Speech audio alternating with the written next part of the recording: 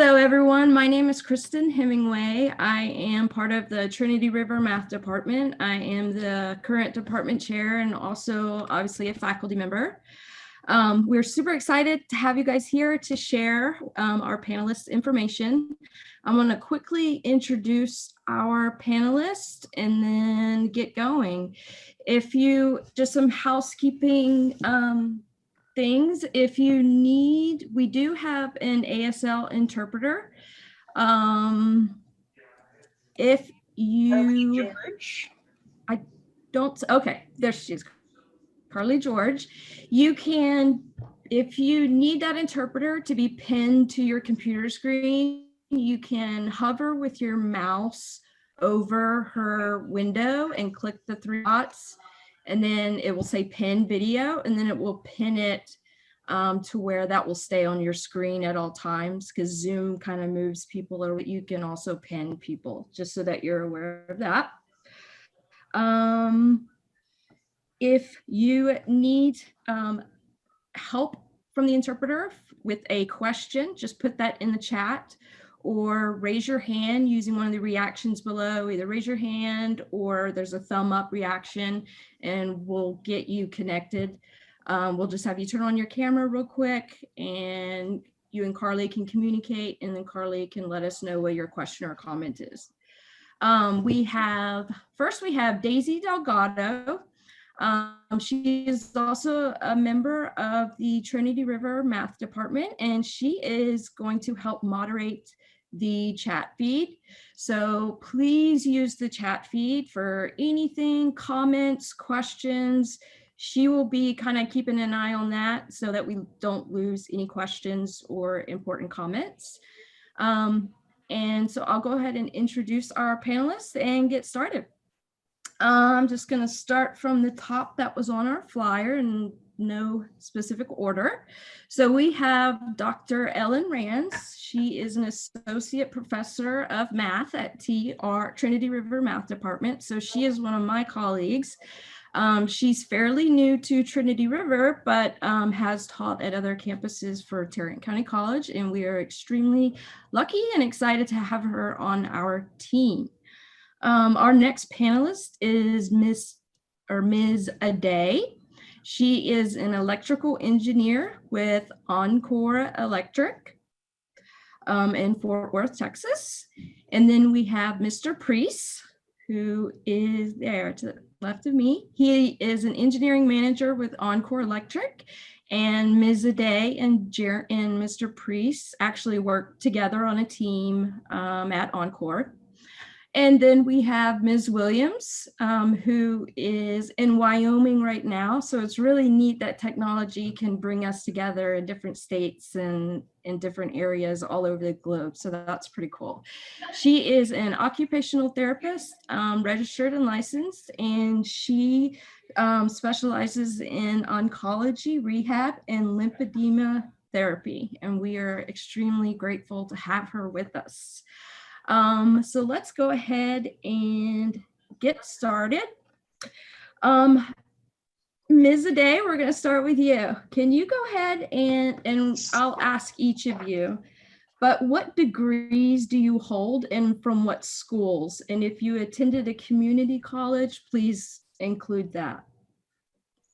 So Ms. Aday, can you tell me about your credentials? So good afternoon, everyone. My name is Aday, and I went to Rochester Institute of Technology in upstate New York. I started out with my bachelor degree, and then actually they had a BSMS program, which is a bachelor and master's that you can do together within like an extended period of time. So I did both degrees in electrical engineering with a focus in biomedical. Throughout my years at RIT, I did not attend community college. I know a lot of other students who've had that. But for me, I just stayed with RIT throughout those years that I was with them to finish both degrees. Thank you. And then from my job title, I guess, just as an electrical engineer, the biggest thing I do is problem solving, whether it is the actual electrical component of it or just from a process standpoint as well. Awesome. Thank you. Mr. Priest, what are your credentials? So I got a bachelor's of science in electrical engineering technology from Texas Tech. And then I got my MBA. Then I got my MBA from Texas A&M University in Commerce. And both of those, South Plains Junior College is in Lubbock. I attended a few classes there.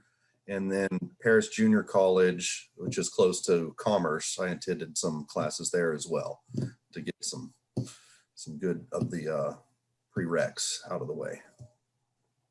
Did you start at the community colleges or did you go to the community colleges after attending tech? I started at the community college at South Plains and then finished up at Tech and then took some stuff at Paris Junior College in preparation for my master's. Awesome. I also started at community college too. Dr. Rands, can you tell me about your credentials? So I got my bachelor's degree in biomedical engineering at Washington University in St. Louis. And like a day, I did a combined BSMS program. So I got a master's there as well in mechanical engineering. I did not attend community college, but there were students in my program who did in order to take certain math, science, and other classes as well. And then after my master's, I came to the University of Texas at Austin and got my PhD in mechanical engineering. Awesome. Ms. Williams? Hi, everyone. I attended a community college in Wyoming, Central Wyoming College, and then went on to the University of Wyoming to get a Bachelor's of Arts in Psychology. And then I took prerequisites again from CWC in preparation for my master's program, which is I went to Samuel Merritt University in Oakland, California for a Master's of Science in Occupational Therapy. Awesome. And can you go ahead and tell us, because I think that term occupational therapy really throws a lot of people off. What does that mean? What does that title mean? It throws everyone off. Occupational therapists are part of the rehab team. So I work very closely with physical and speech therapists. And in the most traditional sense, occupational therapists work on ADLs, activities of daily living. And a great example is if someone has an injury or a stroke and they lose mobility or function of an arm or a limb, then an OT would help them regain the ability to do the basic day-to-day stuff like getting dressed, preparing meals, getting from one place to another. So getting in and out of bed, in and out of the shower, and just work on all of your resuming independence with day-to-day tasks. And then in addition to that, OTs specialize a lot in upper body rehab and work on cognitive skills. And then you have the opportunity to specialize in other rehab tracks. Like I, for instance, have gone into working with people who are going through cancer treatment. So I specialize in oncology rehab. But at the most basic, it's participation in day-to-day tasks or ADLs. And Awesome. a good Thank way you. to, you're welcome. No, go ahead. Oh, just it is such a terrible title, but you can say to yourself, what things do I do to occupy my time throughout the day? And I think that's how they originally came up with the occupational therapist title. So Awesome. That's kind of a neat way to think about it. Mr. Priest, what is your title? It's an engineering manager. What is that? Well, so I've got a team of engineers that I work with, but more specifically, we have a specific part of the company that we're responsible for. My group is called Scada Automation. And so that's SCADA is all of the devices out in the field on the electrical grid, the stuff hanging from poles and the green boxes and whatnot. Those have the ability to communicate data back to our central data center. And so my group's responsible for being sure that a large part of those are communicating appropriately and are programmed to communicate certain bits of information. The automation part of our group is essentially what you guys may know of as the smart grid. So the smart grid has to be able to automatically, the key word there, find problems with the grid and then restore as many customers as possible in response to that problem. So the other section that we're responsible for is automating those devices. So essentially programming those devices to detect, react, and restore problems on the grid without human intervention. And the benefit of removing human intervention is twofold. One, it's safety. The less you have to touch high voltage electrical, the safer you are. And the second part is those are able to react in microseconds and milliseconds as opposed to minutes, minutes or hours. So that's kind of it in a nutshell. Our group is getting the devices to communicate and then getting them to operate automatically without human intervention. Okay, awesome. Dr. Rance, you are, I have to ask because I love your credentials and you teach in higher education. So why right now did you choose higher education versus going into an industry job? So I wasn't sure initially what I wanted to do in college. So I actually took advantage of participating in an internship program to kind of get a perspective of what a job in biomedical engineering might look like. And I interned for Genentech for a summer in a large-scale cell culture lab. And while it was very fascinating, I realized, no, I wasn't quite as passionate about that. So I started looking around to see what other options might be. And I became actively involved in undergraduate research and also in undergraduate tutoring programs that they had at Washington University. And so I was very interested in research and decided to continue pursuing that at the graduate level. And I focused in human movement biomechanics for my PhD. And throughout that whole time, I was very interested in research, but I found that I was really most excited in my teaching assistant position and in the teaching experiences that I was getting. So I realized that's really where I wanted to focus my career in STEM, was on the teaching side. That's awesome. I had no plans to go into education until I started tutoring, and that's where I fell in love with it. So very similar. So on February 15th, I woke up and there was no electricity in our house and it was very cold. So Mr. Priest, because you work for Encore, can you give me a 3 to 4 minute answer of what in the heck happened with the now infamous Texas winter storm? Yeah, sure. So to kind of boil it down, and I hate to boil this down because this was a complex situation that there's going to be college courses taught on this. So lots of stuff to dig into, but really at a 50,000 foot view, we had a couple of problems. The big one was that our generation in Texas was not winterized as much as it could be. Therefore, when the temperatures dropped, pipes froze, other parts of the generation plant froze up and was not able to work properly during the sub-zero temperatures. Just to put it into perspective, we had a couple of the coldest days in history since the 50s, and the record was set in 1899, and we were only a couple degrees away from that record. So this was truly a 50-year storm. When generation is not able to generate, it can't keep up with the load. So if you think about it, I'll use an analogy. If you put a motor from a Kia into an 18-wheeler, it will not spin those wheels.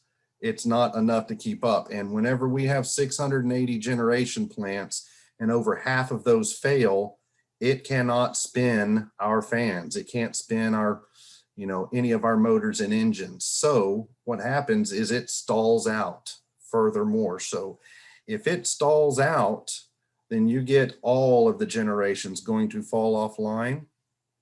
And if all of the generation goes offline, it takes 6 to 8 weeks to build it back up. So we, Encore and ERCOT and state of Texas, we have to drop some load in order to keep those motors, the rest of the remaining motors, generation plants, from stalling out. So that's what we heard about with the rotating outages. It was an attempt to drop load so that we weren't overtaxing those generation facilities that remained. Another thing that happened, sticking with the car analogy, if you could imagine, if you had that Kia motor in the 18-wheeler and you want that motor to spin at so many RPMs, well, it can't spin at that many RPMs to keep up with such a big tractor behind it. And so the frequency of rotation slows down. We got within 0.1% of the frequency getting low enough across Texas that would have caused a statewide blackout. So that underfrequency, the underfrequency is the rate at which those generation plants are spinning, is normally 60 hertz. We almost got too low where they would have all stalled out. Now, so that's the next big question is, why did my power go out when my neighbor across the street, their power was still on and stayed on throughout the whole thing? We have a couple of reasons that somebody may not have their power going out. One is if they're on the same electrical circuit as a hospital or a police station or other critical customers like that. The other one is we have about 40% of our customers designated as under frequency customers. Those Mr. Priest, so Mhm. just to be clear, so I was not considered a critical customer, right? You were to me, Kristen. But that's correct. We who lost our power for a long time were not on a critical circuit. The under frequency customers, I wouldn't say it's random, but it is somewhat of a random choice if your circuit is deemed under frequency. And what we do is we carve out a section of our customer base and put them on reserve that says we will take them off if the frequency drops to a certain threshold, and we will not rotate their power during the rotating outages. We're going to save them for an emergency quick response situation, which I just said we were within 0.1% of hitting that. So your neighbor that had their power on the whole time was either on the same circuit as a hospital or they were designated as an under frequency circuit, which represented pretty big chunk of our load. Anyway, I think it was probably, I'm looking at the numbers right now. We got up to 1.3 million customers from the Encore customer base that were rotating. And of those, 120,000 customers had a problem as well, meaning there was a fault, tree fell into the circuit device or the wind blew it down or anything like that. So that's kind of it in a nutshell. Like I said, this is a pretty heavily layered onion. I'm open to questions if I need to clarify. Thank you. Well, we'll take, if anyone has any questions about that, definitely put them in the chat and we'll address them at the end. I appreciate the overview. Sounds pretty complicated, but I'm glad Encore was on the ball.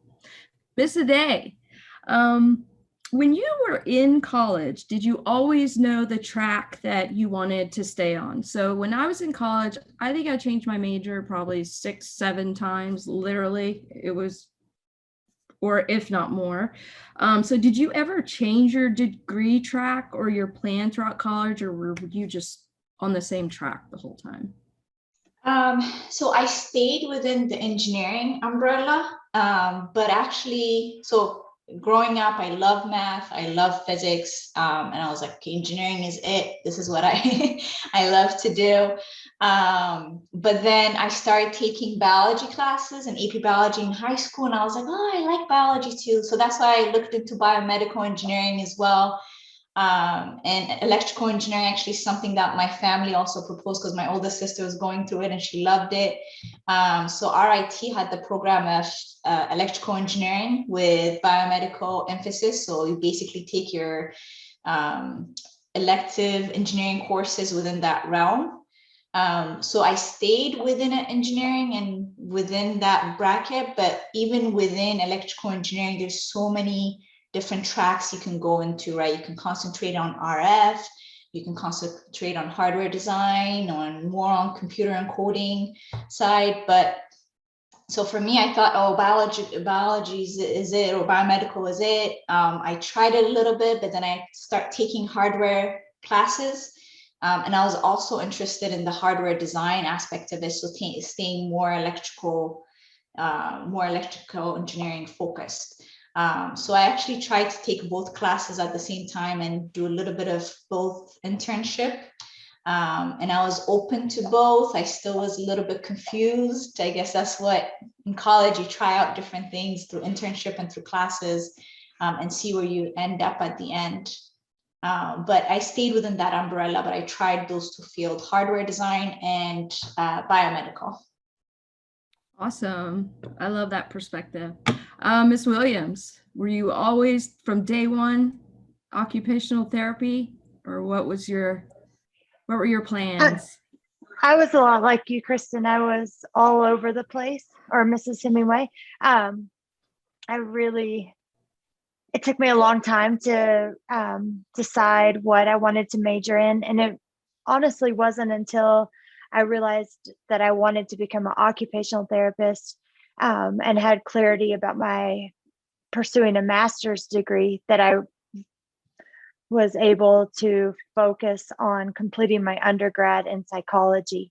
And so I was, I definitely considered a lot of paths before landing on becoming an OT. If for occupational therapy, is it usually always at the master's level?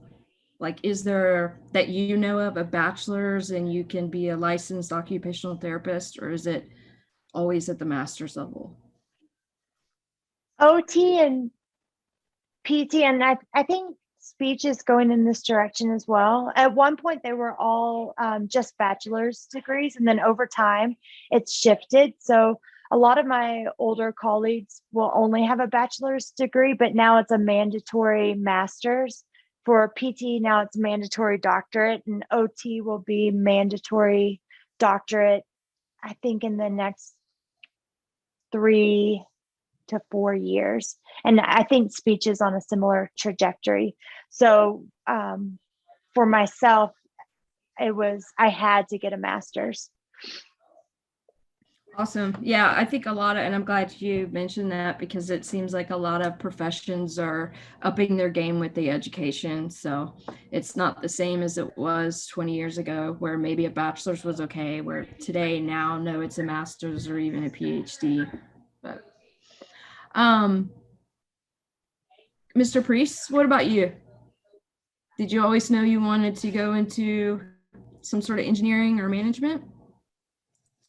I knew it was going to be engineering. I wasn't necessarily focused in on electrical when I started school. I actually tried out almost every one of the engineering disciplines at Tech before finalizing on electrical. I did civil for a semester or two. I did mechanical. I did industrial as well. I believe those were all the engineering disciplines I toured. on my start. I fell on an electrical for two reasons. I needed to make a decision at some point. Also, electrical was the most mystifying and satisfied my academic curiosity, if you will. So that's that. I enjoyed electrical the most. Now for management, no, I really, until I started working after I graduated with my bachelor's, I really didn't have my eyes on a management position, if you will. But I kind of saw the writing on the wall as far as a path and what I would enjoy doing. And one of the things that Encore does is they have a really good educational reimbursement policy. So they paid for my MBA. And that was something, it was get a master's in business or a master's in engineering. I chose business because that was going to be easier.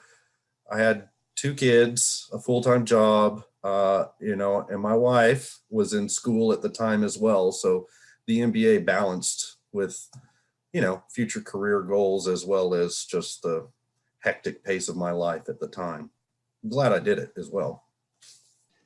Awesome. Dr. Rance, I know you kind of touched on it earlier with getting into the education field, but did you always know, hey, I'm going to college to get an engineering degree?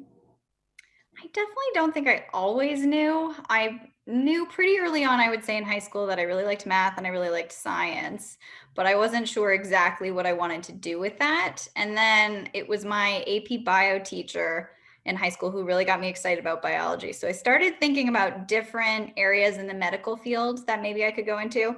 And I am not a great memorizer. In fact, I am a terrible memorizer, I would say, but I'm a good problem solver. And so I was encouraged to think about engineering by some of my high school teachers. And I'm glad that I started looking at those programs. So it was really because of my biology interest that I started looking at biomedical engineering. And one of the nice things is that if you're starting out in biomedical engineering, those classes you're taking your first year generally overlap with a lot of other disciplines as well that are closely related. So I was taking general engineering courses and general math and science. So I could kind of sit with it for a little bit of time to see if it was the right thing for me.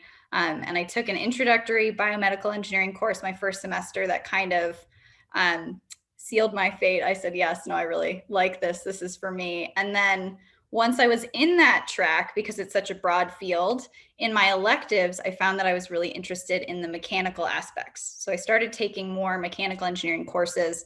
And that's why I moved into mechanical engineering for my master's and PhD. But really, it was biomechanics that I focused on both times. So there is a lot of overlap between those two. And then, as I mentioned earlier, throughout that experience, I kind of looked at industry and research and different areas that I might want to go into, and found that teaching was really where my passion lay. Awesome. Thank you.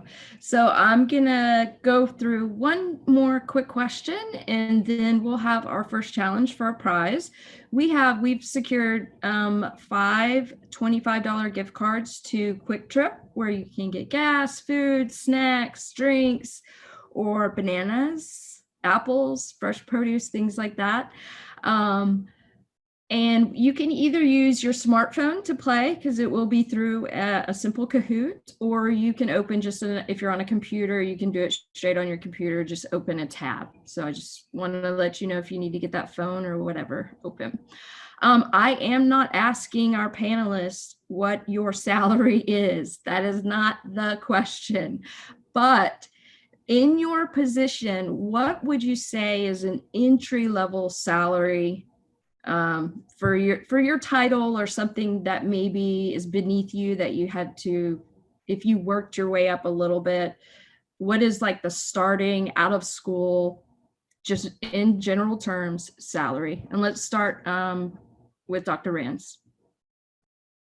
So I will say it definitely depends on where in the US you are, and even within Texas where you are, because cost of living varies greatly. For teaching, it also depends on what area you're teaching in. So sometimes it's different if you're in a more clinical or a technical field. I would say that maybe about 50,000 for a 9-month contract would be starting salary. But again, it varies a lot, even just within the state of Texas. Awesome. Miss Ade? I agree. I've seen it vary a lot depending on the region. I used to live in the Northeast, and kids out of college within the electrical engineering degree could get as high as like 90K even just out of college up there, depending on like which area you are, the closer you are to those big cities like New York and Boston and them. And then I've seen cases though where if you go further out of those big cities, it can go as low as like 60K. So it all depends. There's a huge gap depending on the area you're in. Awesome. Ms. Williams?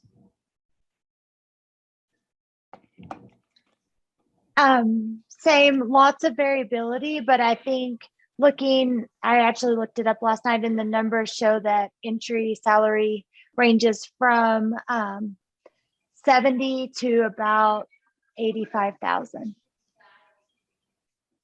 Awesome. Mr. Priest?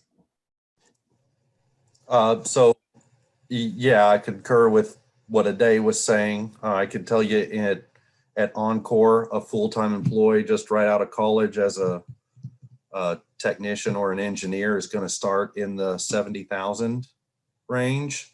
And by the way, and this is probably, I don't know, I wasn't able to do any research to see what it's like across the country or in other fields or whatever, but we also have internships, paid internships, and those will start depending on where you are in college, first, second, third, fourth year. Those are going to start around 47,000, prorated for the summer. Oh, that's pretty nice because there's a lot of unpaid internships out there. It seems like that's the direction, from what I gather, that companies are going toward, or unpaid internships. But obviously, there's still a lot of companies out there that offer paid internships. So that's awesome. Okay, so we're gonna play our first challenge, and so there's actually sure. questions. Do you want to do that first before we raffle that out? Yeah, Daisy, go for it. First question, going back to that winter storm. So we had a comment that said, I didn't have any electricity for the whole week of the storm, yet I got my bill for about $300 saying that there was only one day I didn't use electricity. Could you possibly explain that?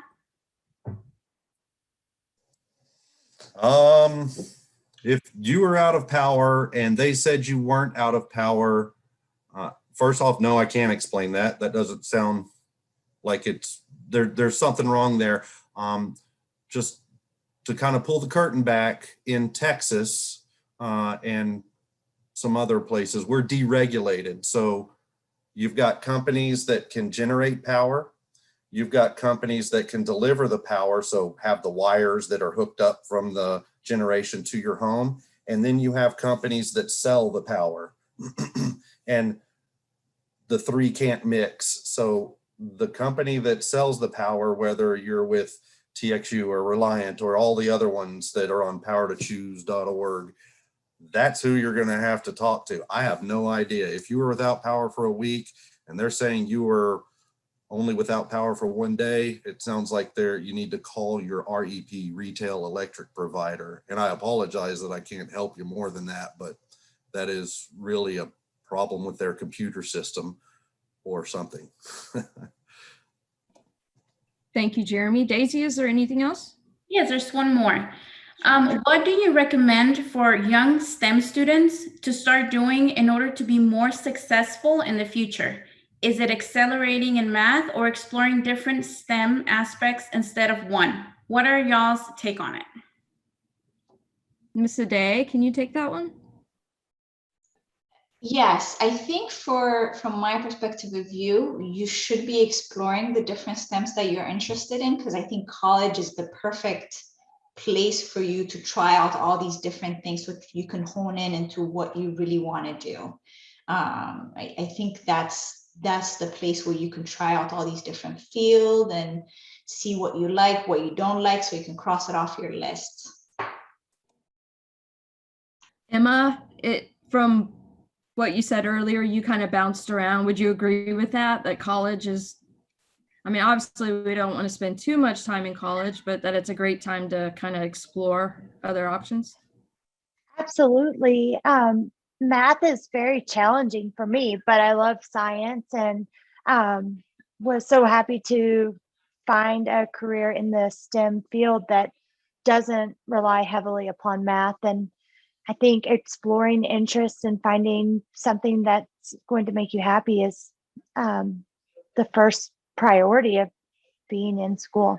I agree with Miss Aday completely. Awesome, thank you. Daisy, is there anything else? No, that's it for now. Okay, so I am going to share my screen. And if you want to play, we're going to go through, I'm going to go ahead and go through 2 of them right now, just for the sake of time. How this is going to work is it's not time-based, so you don't have to be the quickest one to input your answer or anything like that. What I'm going to do is I'm going to take all the correct answers and I'm going to just randomly draw a winner from all the correct answers. So do not worry about speed or things like that. Also, if you are a Tarrant County College faculty, staff, or administrator, I would appreciate you. You're more than welcome to play, but if you could put maybe an X at the end of your name, because you'll have to input your name so that I know that I'm not going to pick you as a winner. That would be helpful for me to make sure I get a student or a community member outside of TCC. All right, so we are going to start with a zoology. Now, we don't have a zoologist on our panel, but it's definitely a STEM field. It's one I'm super interested in. I just love animals. So if you want to play, go ahead and go to Kahoot.it on your computer or phone and just put in that game pin. It's pretty easy to do. Make sure you're using your name or your initials and numbers. For example, if you use Sassy Pants, I have no way of knowing who Sassy Pants is, so that if you are the winner that I pick. So it would be helpful for me if we had actual names or initials with numbers if you're not comfortable with that. And that we will wait just 30 more seconds and then we'll go ahead and start this one. All it is each one is one question. And this one's my favorite one because I love animals. All right, I'm gonna go ahead and start it. And if you didn't get in on this one, don't worry because we have 4 other ones. So here we go.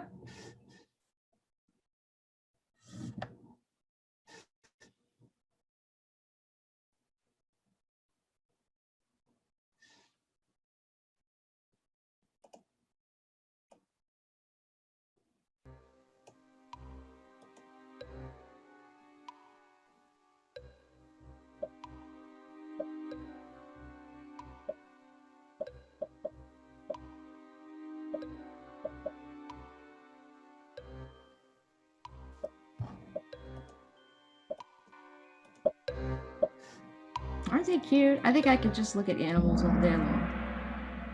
Awesome. So 10 of you got all of them right. That's awesome. A lot of times that Tasmanian devil will throw people off, or the sea lion. So I'm gonna stop sharing my screen and I'm gonna look at these 10 right here that got it correct, and I'll just pull a random winner from there.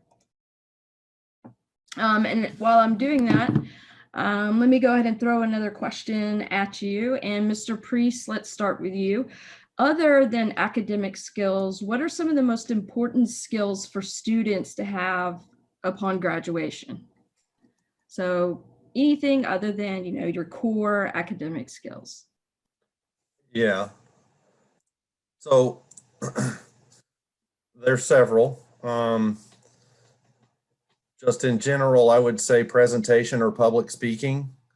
And that's not because you give a lot of presentations and do a lot of public speaking, but I've seen that people who take those classes or take those opportunities to develop that are better in a team atmosphere or are better in just a one-on-one brainstorming session with being able to present their ideas kind of in a fluid and dynamic environment where things are changing. They're just they're a little less worried about how and what they're saying as opposed to just focusing on the content. So public speaking stuff helps you just communicate better. Email. I have lots of graduates who I was fixed to say text me. They email me in text language, and unfortunately, I can't keep up with most of the text language, so I don't know some of the stuff that's being said in my emails. So I would suggest, just written communication, focusing on not necessarily being grammatically correct, but being a little broader and paying more attention to your emails, because that's where, especially in the COVID world, that's where a lot of business is done these days, is email communication, and get lost in the mix if it's shortened. Project and time management. That's extremely important because, stuff that we're doing, we have multiple projects or even just small tasks going on at the same time. And you might have different people pulling for your attention and or your time. So you need to prioritize everything and then be able to communicate the updates and just talk about where you are on things. So project and time management. We've got a lot of other ones, but one especially for Encore is a safety mindset, which a lot of people don't think about, but we always have to remember that as engineers, our designs are going to be used by both some of our technicians and electricians out in the field, and also the public will be really close to our designs as well. So you got to think about that and keep safety, because this high voltage electricity can hurt a lot of people. Thank you. Ms. Williams, what would you say are some skills students need? I would agree with Mr. Priest that communication is one of the most important skills that you can develop. In addition to verbal and written communication, I think interpersonal skills, they overlap, but I see them as slightly different. And I think it's really easy to learn a lot of hard skills, and then you get your first job and you have to be able to connect and work with your team. And for myself, I have to be able to connect and work with my patients. So interpersonal skills coupled with verbal and written communication skills, I think are critical. And then just general critical thinking skills are so important, because you learn a lot of information and you kind of have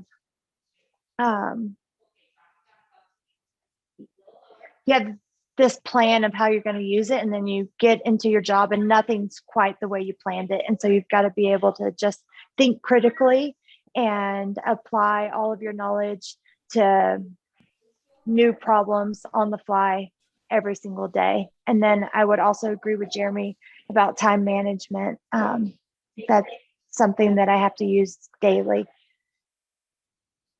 Awesome. Thank you. You're welcome. So I just picked a random winner for the animal, someone who got it right, and that is Trey M. So if you are Trey M, if you could send me an email. Daisy, could you put my email in the chat? So I don't have the chat open. Trey, if you could just send me a quick email sometime today and just say, hey, I won the animal, and I will get you your gift card. So congratulations on that. All right. Since being hired by your company, what is a skill through your job that you've improved on? Whether it was directly from help from your company or just your own personal improvement. Dr. Rands. So I think something that I've really been working on since being in the classroom, both in person and virtual, is adaptability. So I think in any job, this is incredibly important, but definitely in teaching, being able to understand when the information you're communicating is actually coming across and people are digesting it versus the information you're communicating is not being processed in the way that you hope. So maybe you created a lesson plan and had thought you were going to teach a topic in a certain way, but if that doesn't work for the class, you need to be able to adapt and explain it in a way that will be received. Also, you might be teaching something and realize that some prerequisite material isn't quite there that needs to be there. So say, for example, I'm teaching a calculus class and I realize that an algebra concept is tripping up some of the students. Being able to go back or review concepts as needed in class to make sure that everyone is staying up with the material is something that's incredibly useful. So I would say that's something that I have focused on a lot and continue to work on as I teach. Thank you. Ms. Aday, what have you improved on? So the biggest thing has to be data analysis and data management. Seems like that is the big thing in the industry, actually in multiple industries nowadays, right? With all these electronics getting smarter and all this data and information that we're pulling in from every direction. We need to be able to manage and mine these data and actually make them useful. So I was able to improve my skills of writing different SQL codes or just analyzing data into a more useful information that I can use for my work. Awesome. Thank you. Quick pause. Daisy, is there anything in the chat we need to address or ask? No, not yet. Awesome. Emma, Ms. Williams, can you answer that same question? What is something that you've improved on? Conflict resolution. It wasn't something I anticipated having to use as frequently as I do in my field, but it's something that was really difficult for me for a long time. I always had a hard time addressing conflict. And over the years, I've gotten to a point where I am able to do that with patients, peers, and my supervisors in a way that by the end of the conversation, we typically walk away feeling much better than we did when we began. So Awesome. Conflict resolution. Yeah, that's pretty interesting. And I never would have thought of that. But now that you say it, I'm like, yeah, that's a pretty important one for a lot of roles. All right, so let's jump in and do our next Kahoot. This one's a really quick one. I'm not giving you as much time because it's just a question. Either you know it or you don't. So I'm going to share my screen and we will go ahead and tackle this science one. Same rules and same drill. It's not the fastest to answer. I will just randomly pick out of the correct answers.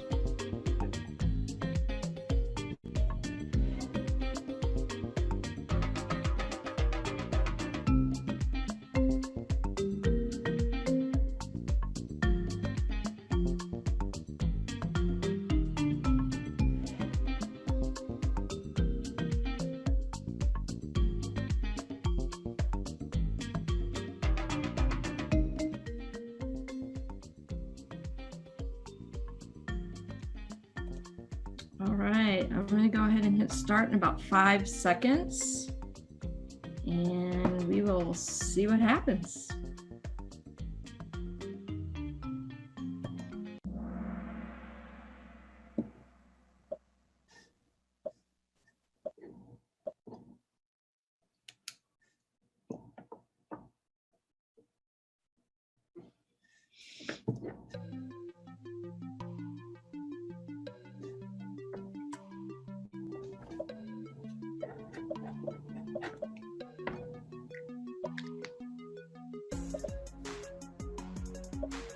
Tricky.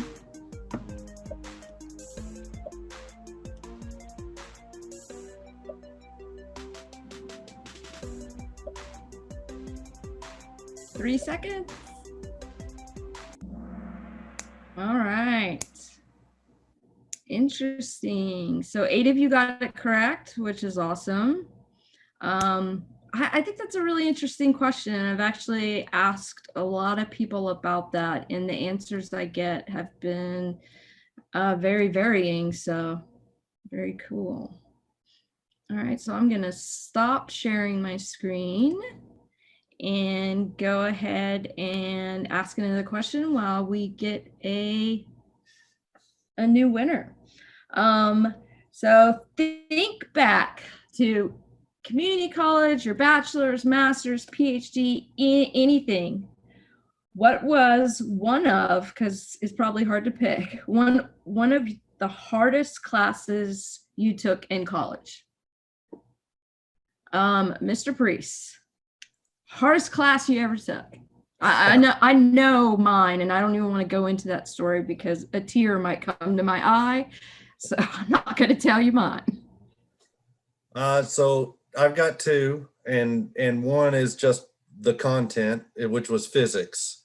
Whether it's physics 1 or physics 2, it should have been extremely easy for someone like me, but I got so just down into the details. I wanted to know what every electron was doing in every atom of every piece of metal that I was studying, and I just got swamped with the details, which was deeper and beyond what the teacher was teaching or what I was supposed to learn out of it. But it just threw a wrench in my spokes. I didn't fail it, but it was the hardest class, I think, and it's irregardless of the teacher.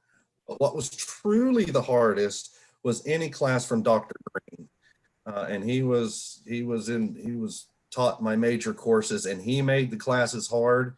If you got a 40 on the exam, you were at the top of the class. Of course, he graded with a curve, but those were just, I mean, it was just stressful all the time in his class. But I also remember the most from his classes because he made it so hard.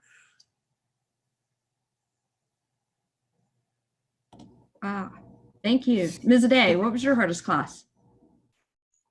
So I would have to say it's not a class per se, but it's the senior design project. It's an actual like class, I guess a semester long class you can think of. I thought that was the hardest for me, not because of the actual design or the project, but also you have to work with other folks from other background, other engineering discipline. And basically the performance of the whole team reflected the grade, right? It's not how much hard you work. It's like everybody had to work hard. And if they have a weakest link, your grade will reflect that. So you had to figure out how to work with that person, how to figure out how to like help them solve, even if it's not within your discipline, or try to figure out who we can ask for help to figure out that specific aspect of the project so that we can make the project a success. So my grade depended on the other, on all the entire team. So that was the hardest for me. And that's also a class where I learned the opportunity of how to work with others from different disciplines.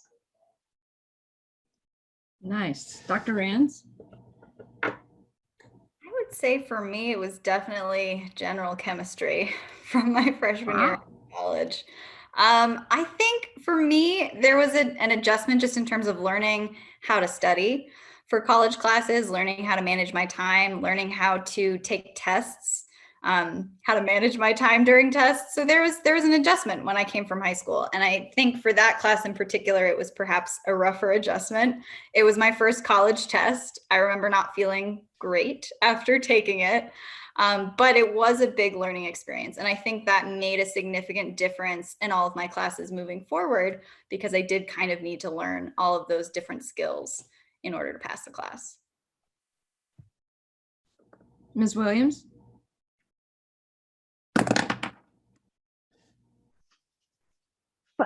Like Jeremy, physics was one of the hardest classes I had to take. It was a prerequisite for my master's degree, and it wasn't offered here in Jackson. So I took it through UC Berkeley's online school. And as I mentioned earlier, math is a difficult subject for me, and taking the course online just made it harder. So that was a very hard class for me. And then also in my undergrad, I did anatomy and physiology a year condensed into a short summer. And we were required to memorize and for anatomy, but then also just sort of digest so much information at a really rapid pace. And the kinesiology class was very challenging at such an accelerated pace. Thank you. The COVID question winner is Maria C. So if you are Maria C, you got it correct, and I randomly picked you. If you could just send me a quick email and just say, hey, I got the COVID question correct, I will get you your gift card. We'll start with Dr. Rands. Were you required in your academic program, whether it was at the master's or PhD level, did the program require you to obtain an internship? And if it did, do you feel that internship helped? Obviously it helped you, but what did you get out of that internship? So for our program, we were not required to do an internship. However, that is a frequent requirement for engineering programs. We did have a pretty active, I would say, network of internship opportunities that were advertised, especially during summers for students. And so I got connected through my department to the internship that I did at Genentech out in California. And I think it was incredibly beneficial for me just because I really didn't have any concept of what it was like to work in industry. That was very foreign and abstract. I felt a little bit as if my program was more theoretical and research focused. And so kind of being able to see that other perspective was helpful in figuring out what path I wanted to take moving forward. So I think it was very beneficial for me. And I think it would be beneficial for anyone if you're considering that as a possible career path. Ms. Aday, were you required to do an internship? Yes, so RIT, Rochester Institute of Technology, they actually required about 4 to 5 internship when I was going there for engineers because we were on a co-op program, like a quarterly program as well. So every 3 months or you need to have at least 4 to 5 of those internships that are like 3 months long. And they made the curriculum so that you can even take it during fall or winter or spring, just so that you can fulfill those requirements. And I thought that was a great opportunity actually. And I learned a lot from these internships, not just ruling out what I don't like or trying to see what I like, but it also gave you a hands-on experience and insights into what goes on into the industry. The biggest takeaway was when I was working at General Electric was one of the internship where I did, and we did a lot of product design and product development.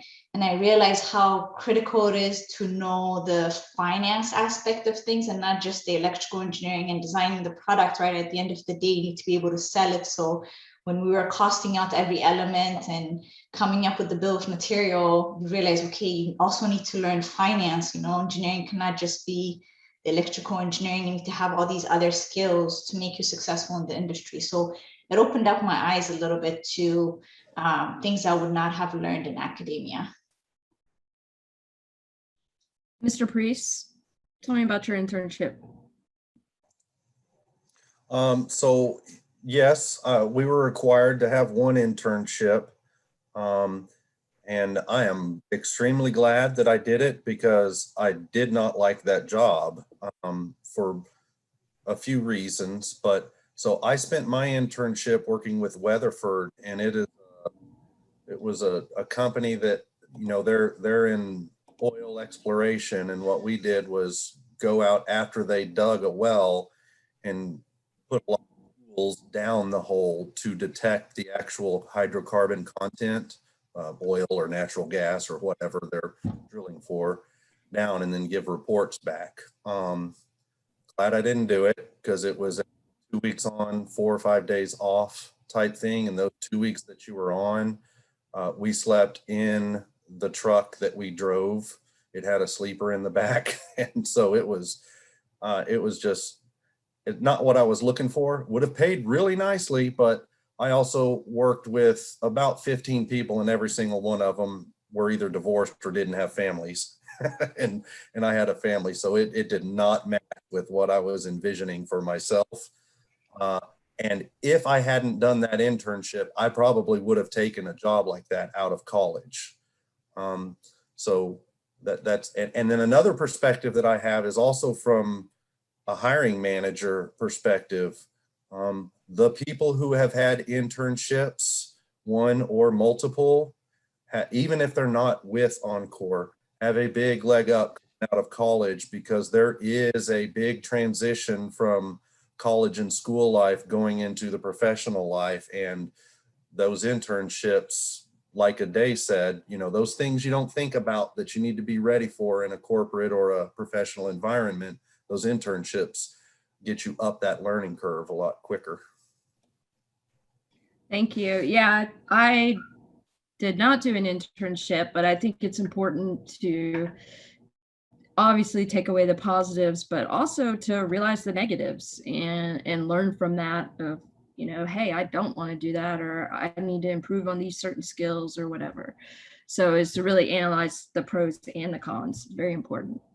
I'm going to go ahead and share my screen and pop up our next question. It is a technology question. And good luck. Same drill.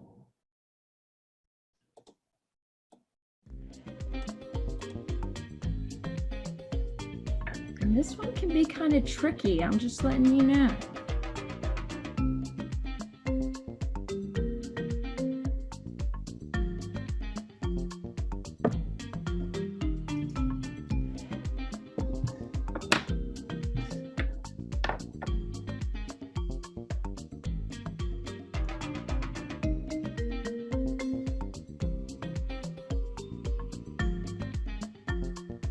All right, I'm going to press start in 5 seconds.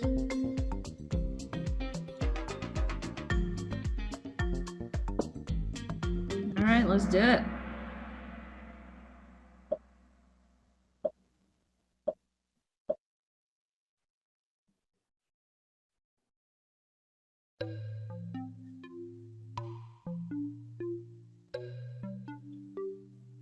The question is at the very top, and you're arranging what is in purple.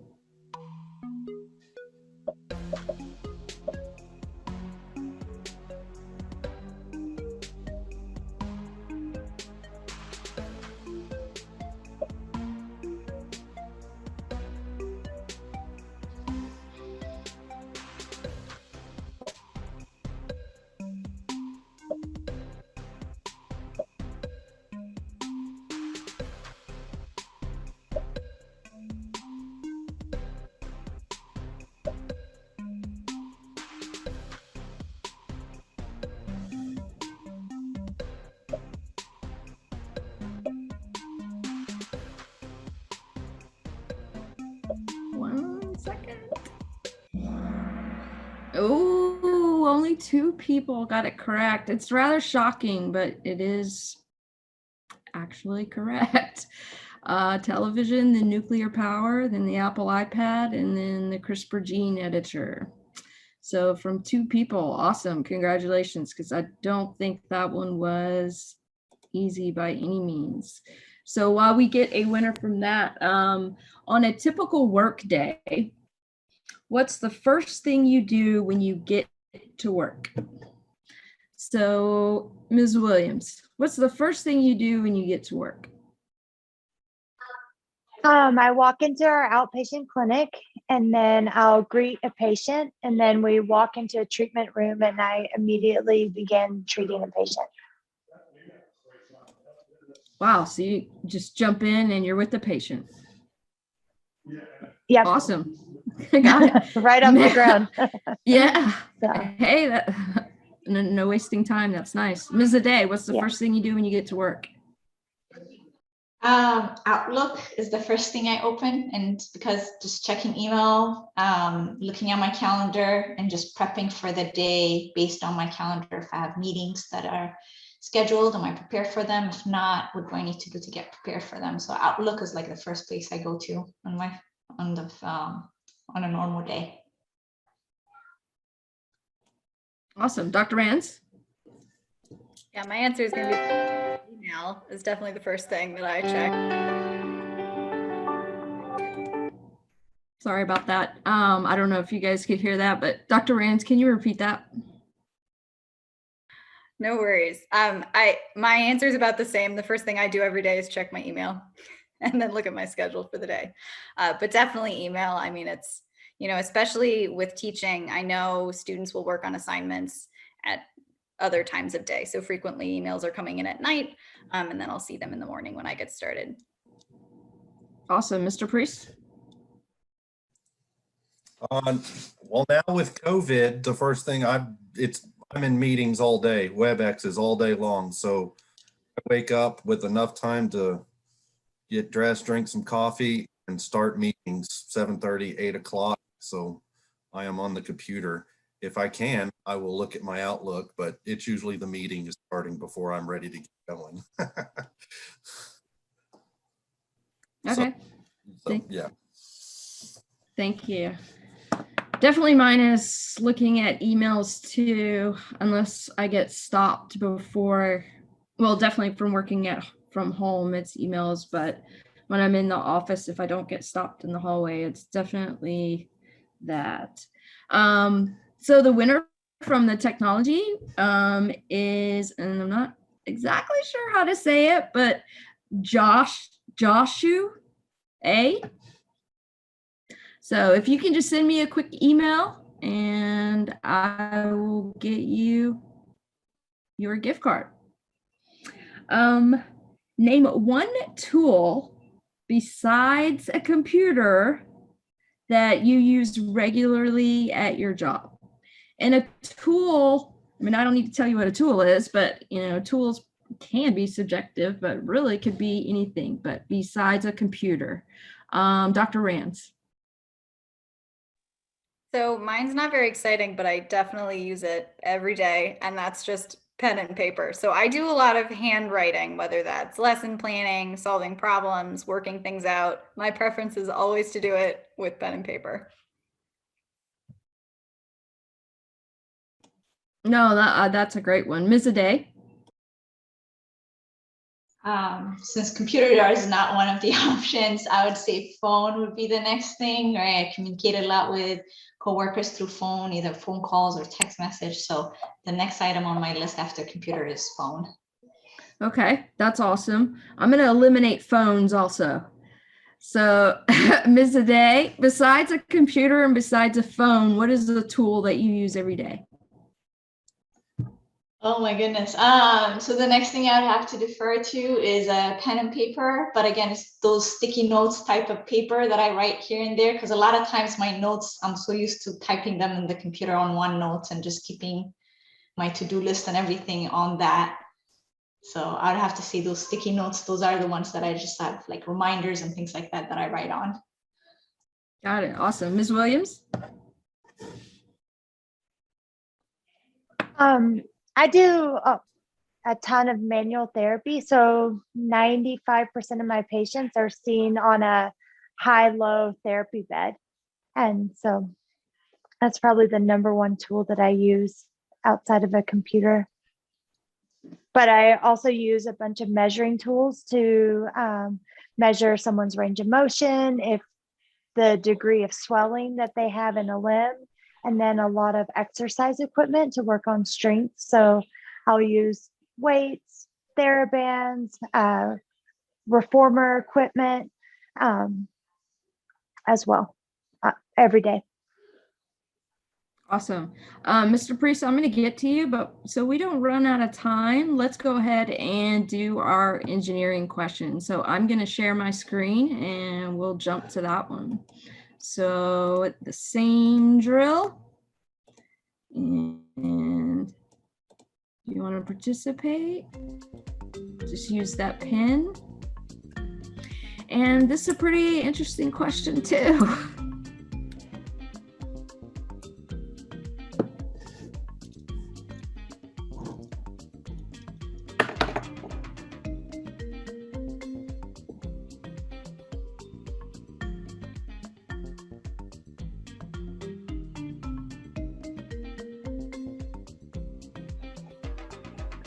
All right, I'm gonna give you about 5 more seconds and then I'll hit start.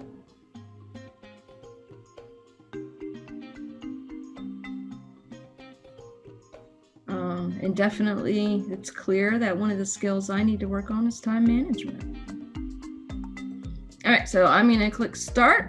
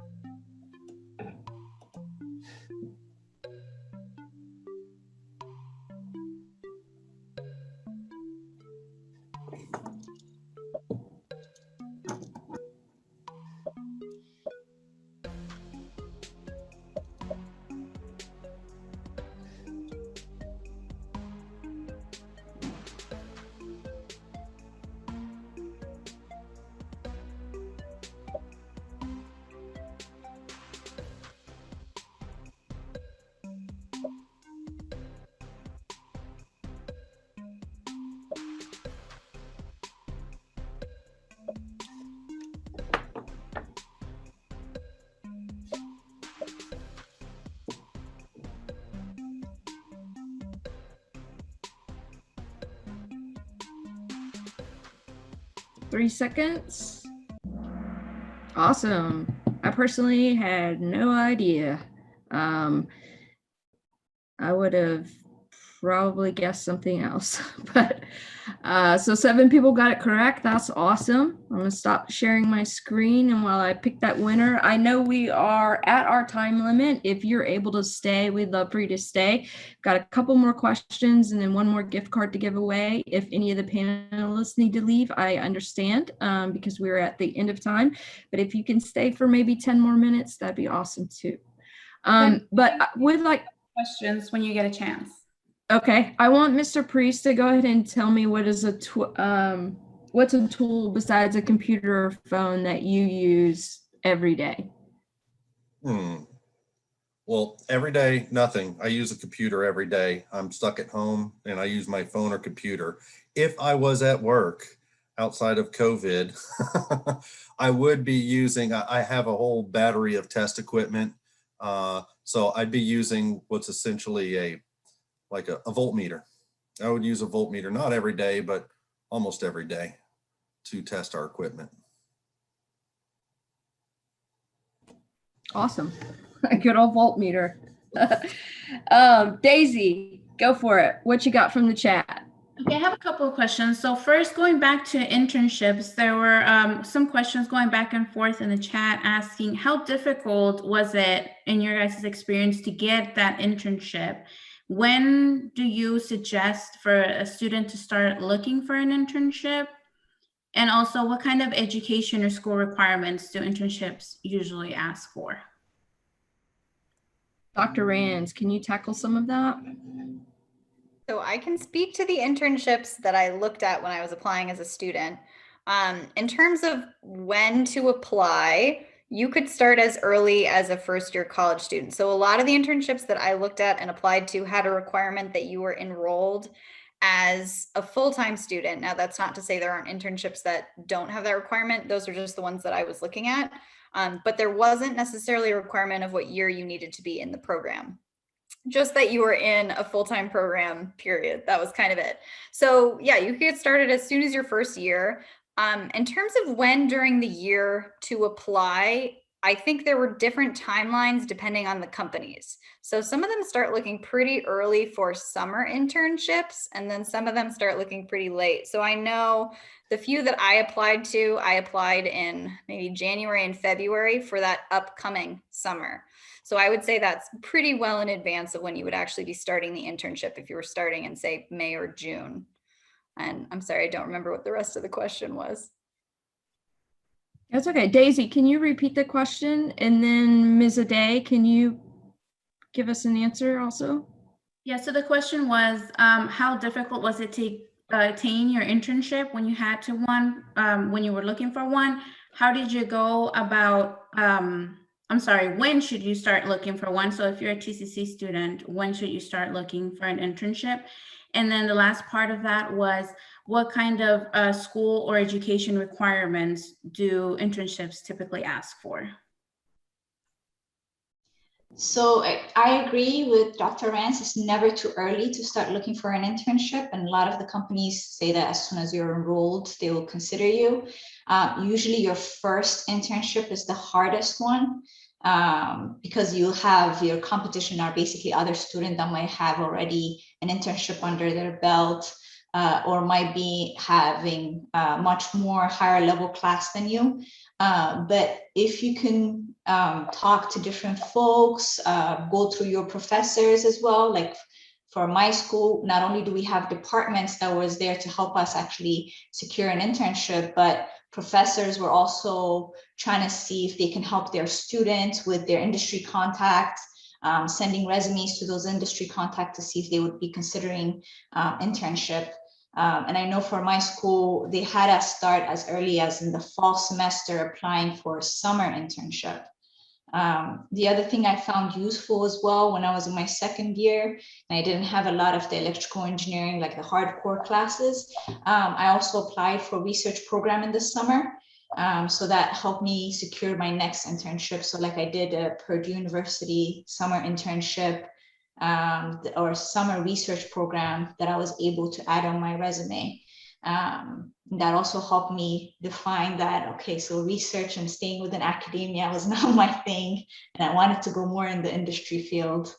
So definitely tried all the different resources that is available to you. I'm not sure what are all the different things available at TCC, but try to leverage everything that is available to you as early as you can. Thank you. Yeah, I agree also. If you're looking for an internship, when you should start is now. Whether maybe even if you're in ninth grade, you could at least start scoping them out.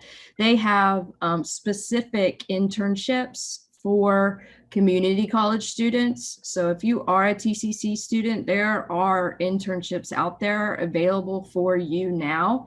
And they understand that you're not coming in with these huge academic skill sets. So that shouldn't keep you from applying or whatnot. But, and also, as I can't remember who said it, but reach out to your professors, use your resources. Tarrant County College, our transfer center can help. Professors can help. If a professor can't help, maybe they know someone else. So it's just ask, do your own online research, and definitely start as soon as possible. For the winner for the engineering question was Seth A. So if you can, Seth A, if you can just send me a quick email, say, hey, I got that engineering question correct. I will get you your gift card. And I'm going to go ahead and I'll come back to you, Daisy, but I'm going to go ahead and do our very last one. And it's our math question. So I'm excited about that because I teach math. So I am going to go ahead and share my screen. And same rules, same drill.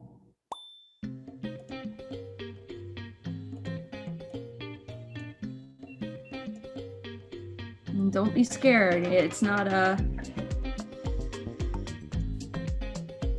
You can work through it.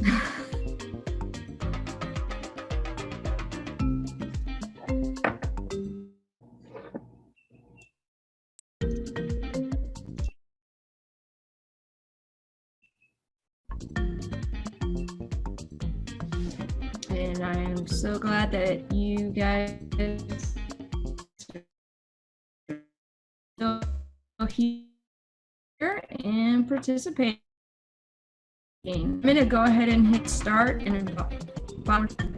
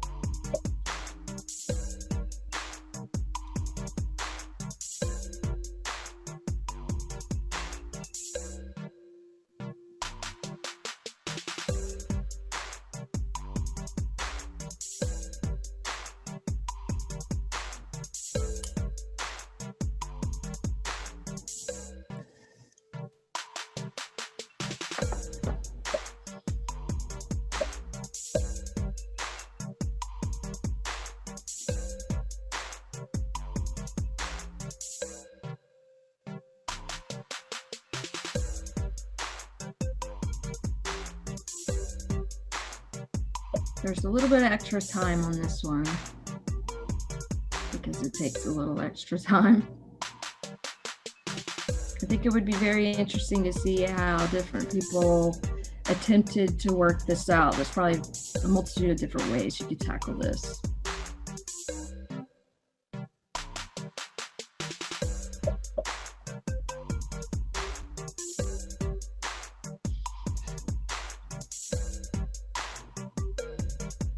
Got 1 second.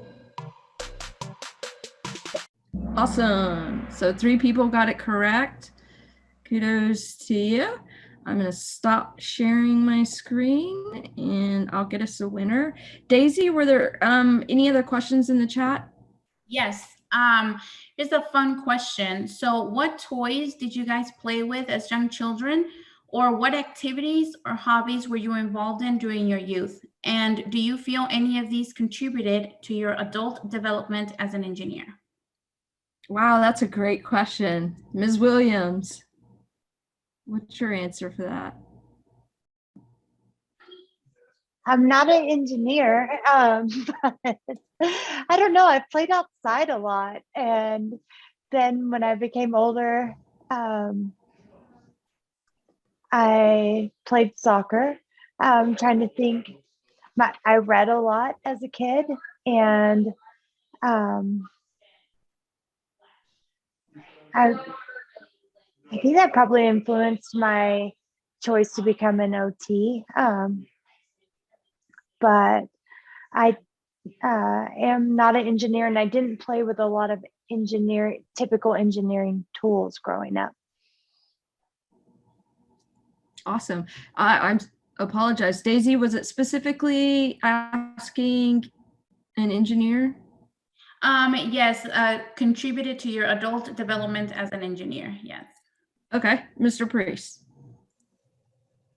Okay, so I grew up mostly out in the country, so I played outside a whole lot. And I do think that contributed to because it was a curiosity thing, and, you know, throwing rocks up in the air and running and just doing all the different things outside. I got to understand physics and everything like that. And just interacting with nature created curiosity, and engineering gave me some answers to that. Now, another part of that is my dad was a machinist. So we had tools and junk motors and, you know, old pieces of equipment that I constantly just tore apart. I didn't necessarily rebuild them when I was young, but I took them apart and I got to play with them and see the inside of different machines and pieces of equipment and such. Ms. Aday, did you play with any toys that you feel influenced your engineering decision? Yeah, I honestly don't think so, because I was such an introvert kid when I was young, and I was always in my head and just playing by myself and reading books a lot. I think I was always curious about different things and just try to explore curiosity through books and things like that, but that's about it. There wasn't any specific toy that I had. Dr. Rand, Steve, did you play with anything that kind of geared you towards engineering when you were in school? Legos, definitely. I played a lot of Legos as a kid. I really enjoy building things. So physically, I enjoy building things with Legos. As I got older, I even enjoyed, like, in computer games when you're building houses or buildings or I really enjoyed that as well. But yes, Legos, I would say, are the #1 thing. Cool, thank you. The winner for the math question is Victor M. So if you are Victor, go ahead and shoot me an email just saying, hey, I won the math question, and I will get you taken care of. Daisy, are there any other questions? Yes, one more, and this one's for Ms. Williams. They were asking, what was your major or majors in college? Psychology. I have a bachelor's of arts in psychology, and then I have a master's of science in occupational therapy. And that's it for now. Okay, great. I'm going to ask one more question because I think a student once brought this up, and it kind of was a great question, but it relieved a lot of pressure for the other students that were around. So, Mr. Priest, when you graduated and you were hired from Encore, because I know you went to work for Encore right out of school, did that company expect you to be an expert? No, not an expert. Right, graduated? Yeah, no, not an expert. What they do expect was basic understanding of electrical principles, but no, not an expert. As a matter of fact, one of the things that they did upon coming in was put me in different programs within the company. Like for engineers, we have new engineer development program. We also have, for the technicians, every 6 months, we would have a training program where we would go over, company specific principles. It was sort of an Encore university, if you will. So no, they fully expect that for a year and a half, you are in development stage. And Thank you. Yeah. Thank you. Ms. Ade, did you feel the same way? Yes, I agree. I think most Or when you companies were hired, were you? have just basic understanding of your major. So if it was electrical engineering, do you have the basic understanding of the electrical engineering? And then the other things that they look at is how adaptable you are, how coachable you are, how like the learning curve, how quickly are you able to pick up new materials, and things like that are what gets evaluated in the first 6 months to a year. So as long as you have those skill sets, I think you're good, and just a basic knowledge and understanding of the fundamental of that major that you picked up and you got a degree in. Awesome. Ms. Williams, were you expect occupational therapy? I can see being a little bit different. Were you expected on day one of your first job after graduating to work with patients? There's a lot of variability. I think depending upon where you're hired. And actually now at the company I work for, when we have a new grad, they'll shadow with another therapist for up to anywhere from 2 to 4 weeks. And and you're not expected to be an expert at all, but you are expected to be able to see a patient, perform an evaluation, treat them safely, and work with autonomy. Dr. Rands? So I would say something similar, that definitely from day one, you are expected to teach if you're hired as a teacher, which makes sense. But just like with any profession, I think you're constantly learning and developing and improving upon yourself. So just because you're starting teaching day one doesn't mean that that is the end of your education or that is the end of your training period, because I think we're constantly working on trying to be more effective educators. And that's just one reason Dr. Rands is an amazing educator, because she just constantly is improving. And it's definitely something that any good teacher would say, that you never reach that level, because we're always trying new things and bringing innovation and improving. I remember the first class I taught, I was so scared. I could barely even function. And I'm so curious if I could go back and talk to those students to see if they could tell that like it was my very first class to be in or whatever, but very interesting. Well, we're going to end here. We've taken a lot of your time. I appreciate everyone who attended, and I hope that you've gotten some great information. And if you want to reach out to any of the panelists for a specific question or something you really wanted to know, you can go through me, just send it to me and I'll make sure it gets to the right person. And I definitely want to especially thank Mr. Priest, Ms. Aday, Dr. Rands, and Ms. Williams for being on our panel today and sharing your expertise. I think it's fundamental and just extremely important for students and our community. So thank you.